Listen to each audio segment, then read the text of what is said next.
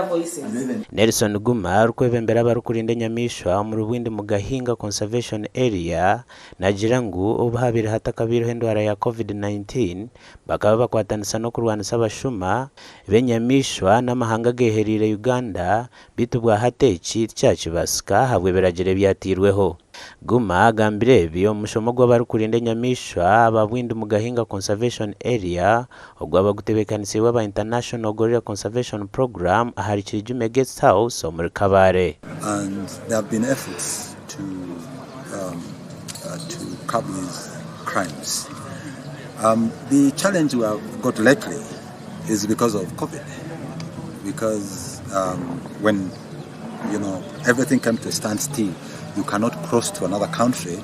So we could now conduct what we call coordinated patrols. Kurijira haruguma nagira ngo bagerezeho gukoragana n'ebitongore bitari bimwe na bimwe bitu tubakashira kumaraho buremezo buruho. Security agencies, authorities at the border, the customs and the immigration, all that we are working together with them to ensure that we curb this vice. Ogu nagira ngo no harabe hariho buzibu konka babase kugira hebirungi okukirana munonga omukurinde engaji kandi zeyongire kuruga harumaganana okuza harumaganana 59. In terms of what I call a conservation status, the gorillas were critically endangered, meaning that their populations were very low. If effective conservation programs are not designed to protect them, then they would go extinct. And I want to say that we are very proud that these numbers, rose from about 200 individuals over the years.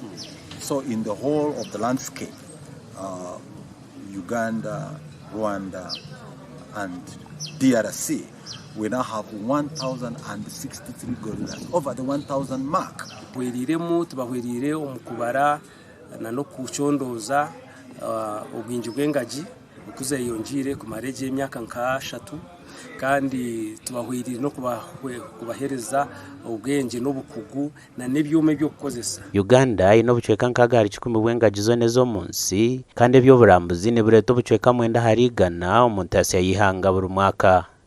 Gasha kwa Job namanya.